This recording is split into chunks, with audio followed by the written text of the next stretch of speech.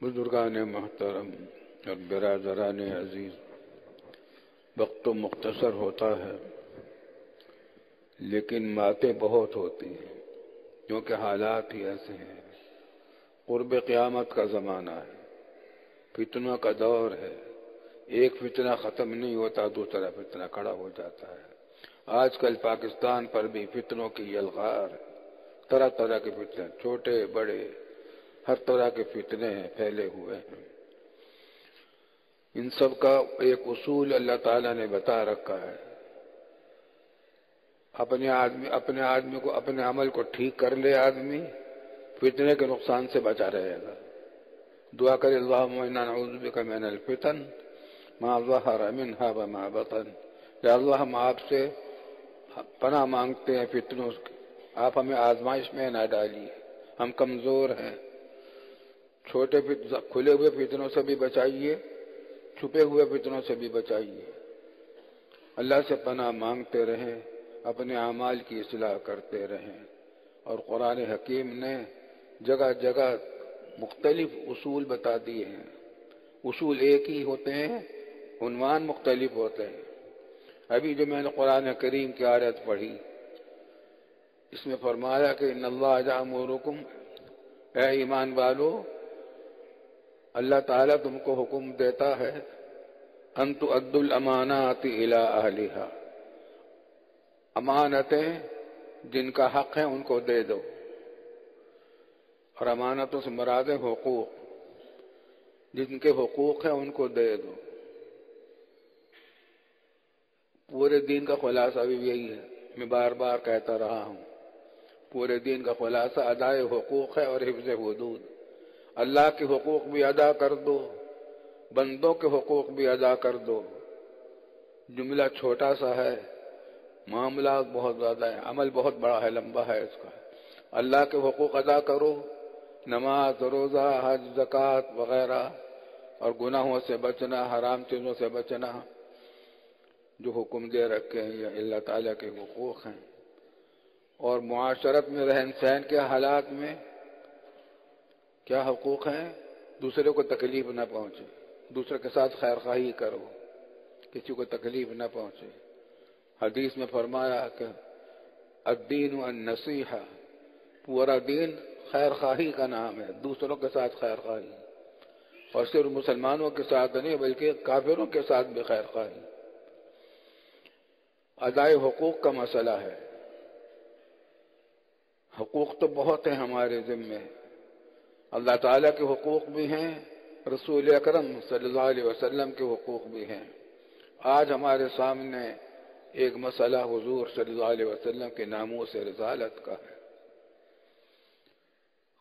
خباثت کی ہے، فرانس کے صدر نے تاجدار دو عالم سرور کونین صلی اللہ علیہ وسلم کی شان اقدس میں بدتمیزی کی ہے، خباثت کی ہے۔ آخرت میں تو کفر کے ساتھ ساتھ اس خباثت کا بھی خمیازہ وہ بھگتے گا، لیکن ہمارے لیے پھر بھی آزمائش ہے۔ ہمیں کیا کرنا ہے؟ ہم ان سے جا کر لڑ نہیں سکتے، ہم دور بیٹھے ہوئے ہیں، لیکن جو کچھ کر سکتے ہیں اس میں کمی نہیں ہونا چاہیے۔ ہمارے مطالبات ہیں کہ تمام مسلمان ممالک ان کے سفارتی تعلقات منقطع کریں، ان سے ہماری کوئی دوستی نہیں ہے، کوئی معاہدہ نہیں ہے، ہم الگ ہو جائیں، اعلان کر دیں کہ ہم تمہارے سے کوئی تعلق نہیں رکھتے، نہ سفارتی تعلقات، نہ تمہارا سفیر ہمارے ہاں رہے گا، نہ ہمارا سفیر تمہارے ہاں جائے گا۔ اور ان کی تجارتی بائیکاٹ کریں، ان سے کوئی چیز خریدی نہ جائے، ان کو کوئی چیز فروخت نہ کی جائے۔ ہمارے بازاروں میں سرکاری طور پر بھی بائیکاٹ ہونا چاہیے اور ضروری ہے، اور بازاروں میں بھی اس بات کا اہتمام کریں، آپ جو روز گھر میں استعمال کرتے ہیں چیزیں جائزہ لیں، چھوٹی سے چھوٹی چیز کا بھی جائزہ لیں، اس میں کون سی چیز فرانس کی بنی ہوئی ہے، جو فرانس کی چیز بنی ہوئی ہو اس کو بالکل ہرگز اپنے پاس میں نہ رہنے دیں۔ ہمارے حضور صلی اللہ علیہ وسلم کی محبت کا یہ ادنیٰ تقاضا ہے، ورنہ داد تقاضے تو بہت ہیں۔ لوگوں نے تو جانیں دے دی ہیں رسول اکرم صلی اللہ علیہ وسلم کے ناموس پر، اور بات یہ کہ معاملہ بھی ایسا ہی ہے کہ ایک مومن کا ایمان اس کے بغیر چین نہیں کا آتا. اور الحمدللہ ایک بات ہوئی ہے کہ حال ہی میں حکومت نے ایک معاہدہ کیا ہے ایک تحریک کے ساتھ. اس تحریک کے لوگوں نے اچھا کام کیا اس معاملے میں، فرانس کے خلاف مطالبات کیے. حکومت نے کچھ چیزوں پر معاہدہ بھی کیا ہے. خدا کرے ہماری حکومت کے لوگوں کو کم از کم اس پر عمل کی توفیق دے، اور ان کو تو اس سے بھی زیادہ کرنے کی ضرورت ہے. تو اللہ تعالیٰ حکم دیتا ہے تم کو کہ حقوق ادا کر دو، جو بھی حقدار ہے حقدار کو اس کا حق دے دو. ابھی یہ ہماری پوری زندگی کا معاملہ ہے، گھر میں بھی ہے، دکان پر بھی ہے، آفس میں بھی ہے، سفر میں بھی ہے، حضر میں بھی ہے، مسجد میں بھی ہے، بازار میں بھی ہے. جہاں ہیں ہمارے ساتھ کچھ حقوق ہیں. ہم اکیلے بغیر حقوق کے نہیں ہیں. یہاں بیٹھے ہیں، ایک دوسرے کے ساتھ بیٹھے ہیں. قرآن نے اس کا بھی حق رکھا ہے کہ تمہارے برابر میں ایک دائیں ہے ایک بائیں ہے. یہ حق لے کر تمہارے پاس بیٹھا ہوا ہے. ان کا حق کیا ہے؟ ان کو ادنا تکلیف نہ پہنچے. تمہاری سانس سے، تمہاری چھینک سے، تمہاری کھانسی سے، تمہاری بیٹھنے کے انداز سے اس کو تنگی نہ ہو. کم از کم یہ بات ہے کہ تکلیف نہ پہنچے. جو کچھ راحت پہنچا سکتے ہو وہ پہنچا دو. یہ ادنا حق ہے. اسی سلسلے میں حقوق کا معاملہ تو بہت زیادہ ہے. خاص طور سے ہمارے معاشرے میں خواتین کے ساتھ حق تلفی کا معاملہ بہت زیادہ ہوتا ہے. شادی کے بعد بھی، شادی سے پہلے بھی. شادی سے پہلے تو یہ بھی ہوتا ہے کہ لڑکی سے اس کی مرضی کے بغیر شادیاں کر دیتے ہیں. میراثیں ہیں، روایتیں ہیں، رواجات ہیں کہ ہمارے اس کا نام ہوتا ہے روایت کا کہ اس کے بدلے میں ہماری بیٹی جائے گی، ان کے بدلے میں ہماری بیٹی جائے گی. وہ بیٹی اس کو پسند کرتی ہو یا نہ کرتی ہو، شوہر اس کو پسند کرتا ہو یا نہ کرتا ہو، حقوق تو دونوں کے ہیں. نکاح جب ہوتا ہے تو آپ دیکھتے ہیں کہ یک طرفہ فیصلہ نہیں ہوتا. بھری مجلس میں نکاح پڑھانے والا پوچھتا ہے کہ میں فلاں ابن فلاں تم ہو، فلاں بیٹی اس کا نام یہ ہے، اس کا باپ یہ ہے، اور ہم تو اس سے ہم نے اجازت دی ہے، ہم تمہارے ساتھ نکاح کرنا چاہتے ہیں. تم نے قبول کیا؟ وہ تو قبول کر لیتا ہے، لیکن اس سے پہلے بتانا پڑتا ہے نکاح پڑھانے والے کو کہ تم نے لڑکی سے بھی پوچھا تھا یا نہیں پوچھا تھا. پوچھتا ہے پہلے، پوچھا کون کون گواہ ہیں. چنانچہ گواہ بھی موجود ہوتے. ہم نہیں نکاح پڑھاتے جب تک لڑکی سے اجازت کے لینے والے گواہ موجود نہ ہوں. ہم ان سے پوچھتے ہیں لڑکی کا باپ کون ہے، کہ فلاں ہے. اگر باپ نہیں تو ہم پوچھتے ہیں کہ نکاح کس کی اجازت سے ہو رہا ہے، ولی کون ہے اس کی طرف سے، ذمہ دار کون ہے. وہ آ جاتا ہے سامنے، اس سے پوچھتے ہیں تم نے کیا کہہ کر اجازت مانگی تھی لڑکی سے. دلہا کا نام بتایا تھا، بلدیت بتائی تھی، پیشہ بتایا تھا، اور عمر بتائی تھی، اور مہر بتایا تھا. وہ کہتا ہے میں نے سب چیزیں بتائی تھی. اچھا اس نے کیا جواب دیا تھا؟ کہ اس نے جواب دیا تھا کہ اچھا بھائی کا اجازت ہے، دستخط ہیں اس کے. جب تک ان چیزوں کا اطمینان نہیں ہوتا نکاح نہیں ہو جاتا. تو دو حقوق ہوتے ہیں، لڑکے کا بھی حق ہے، لڑکیوں کے بھی حقوق ہیں. شادی بیاہ میں ان دونوں کی مرضی کو ضرور شامل کرنا چاہیے. لیکن اتنی بات اور بھی ہے، لڑکوں اور لڑکیوں کو بھی چاہیے کہ اپنے ماں باپ پر اعتماد کریں.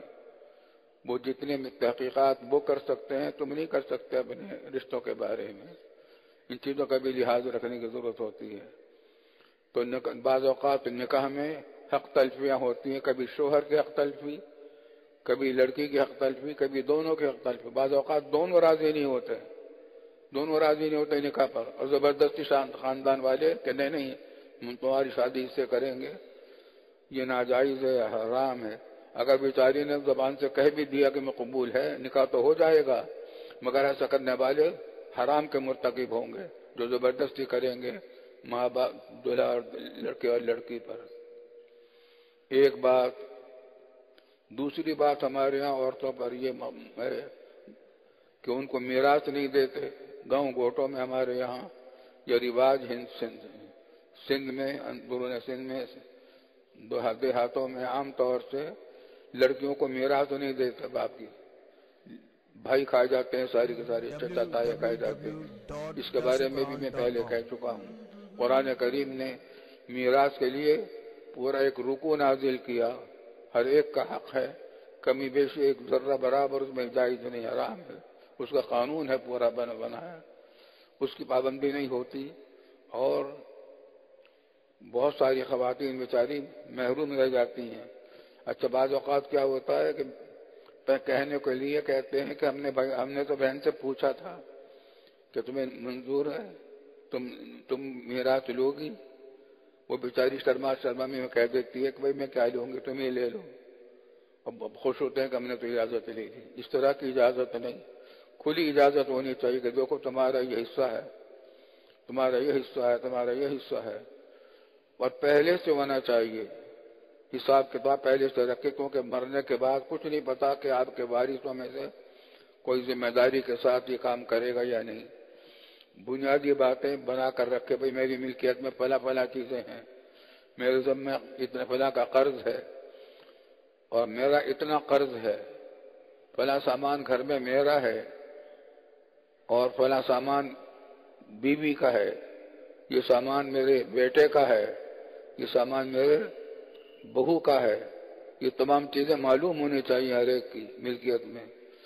عام طور سے ہمارے یہاں تو یہ ہوتا ہے کہ گھر کی جو بڑی ہوتی ہے خاتون، اسی کو کہہ دیتے ہیں کہ پہلے سے کہہ دیتے ہیں، بیماری سے پہلے، مرض وفات میں کہنے سے کچھ نہیں ہوتا، مرض وفات سے پہلے بتا دیں سب کو کہ بھئی گھر کا سامان سارا کا سارا ان کا ہے۔ اس میں استثناء اگر مستثنا کرنا چاہیں کچھ چیزوں کو کہ بھئی فلاں چیزیں تو میں نہیں کہتا، باقی چیزیں میری بیوی کے ہیں، تمہاری ماں کے ہیں، اس طریقے سے کام ہو جائے گا۔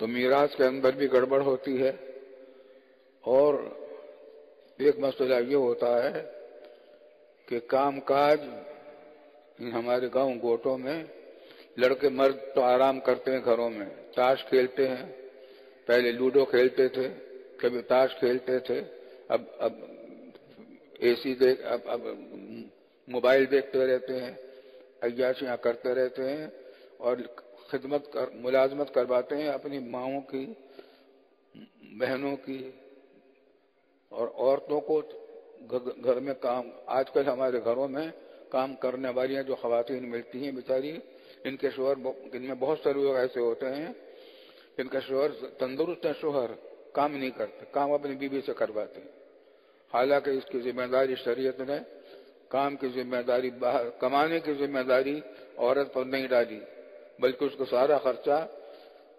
شوہر کے ذمہ ڈالا کہ تم کماؤ اور اس کے سارے مصارف ادا کرو، رہنے کے، سہنے کے، کھانے کے، پینے کے۔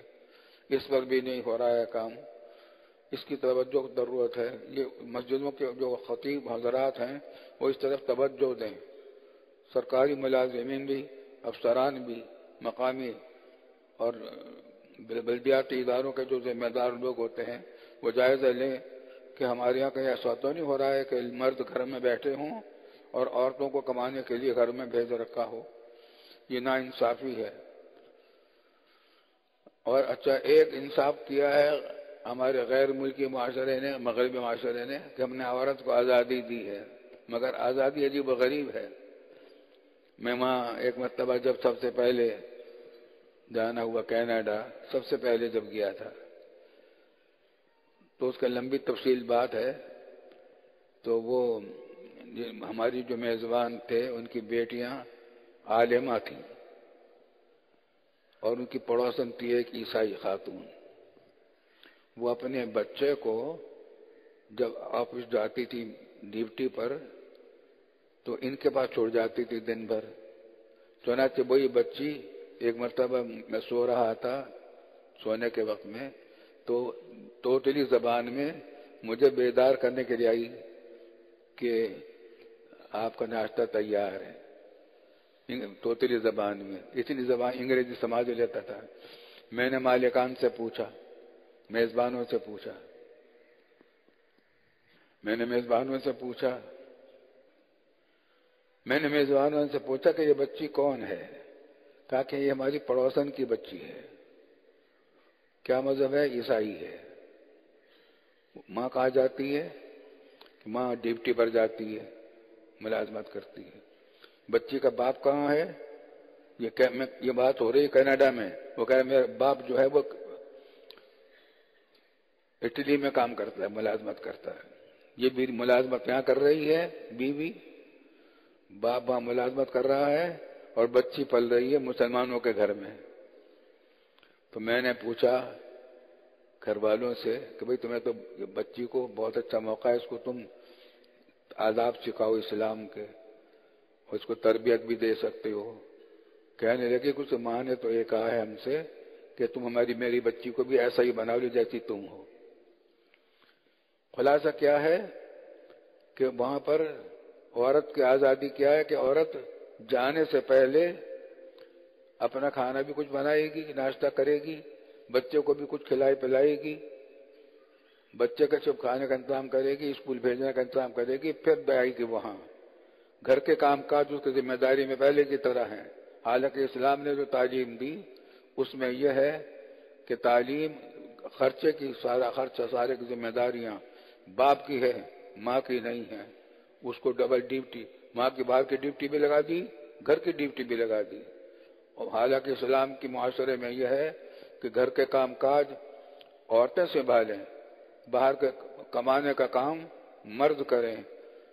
یہ وہی بات ہے، حفظ حدود، ادائے حقوق اور حفظ حدود. ان اللہ یامرکم ان تؤدوا الامانات الی اہلھا. ہر ایک کو اس کا حق دے دو، حق میں کوتاہی نہ کرو، لیکن ایک کا حق دوسرے کو نہ دو، حدود کی پابندی کرو، ادائے حقوق اور حفظ حدود. اللہ تعالی ہمیں اس کی توفیق عطا فرمائے. تاجدار دو عالم سرور کونین صلی اللہ علیہ وسلم کی ناموس کی خاطر بہت کام ہو رہا ہے پاکستان میں. اور مولانا رضوی صاحب نے جو تحریک چلائی لبیک، بہت اچھی تحریک چلائی تھی. ہم اس کی تائید کرتے ہیں، پوری تائید کرتے ہیں اس تحریک کی. اور ان سے جو حکومت نے معاہدہ کیا ہے اچھا معاہدہ ہے، لیکن نامکمل ہے ابھی تک. اس پر عمل ہونا ضروری ہے. اس کو مکمل بھی کریں اور عمل بھی کریں. کہ ہمارے تاجدار دو عالم سرور کونین صلی اللہ علیہ وسلم کا حق ہے، ہم پر ذمہ داری ہے. جو کچھ بھی ہم اپنے بساط کے مطابق زبان سے، پیسے سے، جان سے کچھ کر سکتے ہیں ہم ادا کر کے اس میں کمی نہ کریں.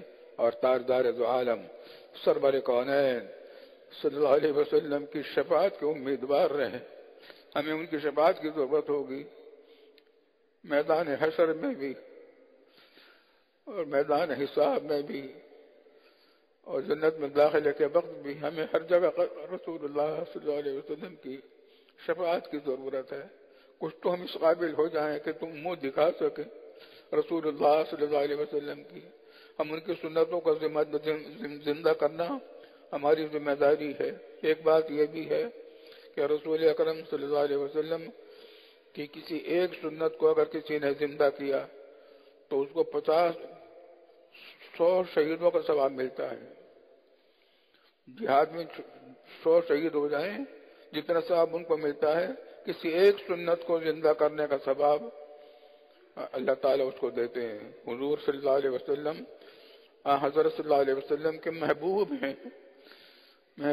جو کوئی ان کے ساتھ خیر خواہی کرتا ہے حضور صلی اللہ علیہ وسلم کو اللہ تعالیٰ کی طرف سے اس کے اوپر حضور صلی اللہ علیہ وسلم کے ساتھ جو خیر خواہی کرتا ہے، محبت کا کام کرتا ہے تو اس کا اجر عظیم بھی ملتا ہے.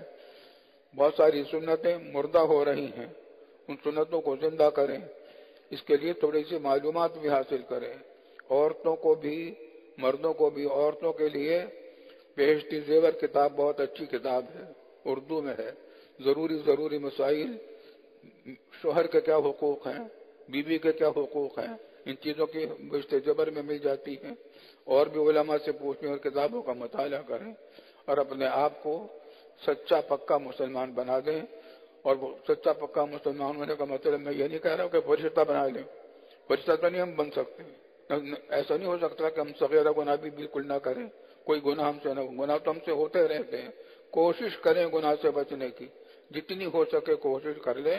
پھر بھی گناہ جو کچھ ہو جائیں اللہ تعالیٰ سے معافی کریں، توبہ اور استغفار کا اہتمام کریں. انشاءاللہ بیڑا پار ہو جائے گا، بیڑا پار ہو جائے گا. دو چیزیں ایسی، توبہ اور استغفار، بیڑا پار کرنے والی چیزیں ہیں. بڑے سے بڑا گناہ توبہ سے، بڑے سے بڑا گناہ معاف ہو جاتا ہے. سب سے بڑا گناہ کفر اور شرک ہے، توبہ سے وہ بھی معاف ہو جاتا ہے، کبیرہ گناہ بھی معاف ہو جاتا ہے. لیکن بندوں کے حقوق توبہ سے معاف نہیں ہوتے جب تک بندوں سے معاف نہ کرایا جائے. اللہ تعالیٰ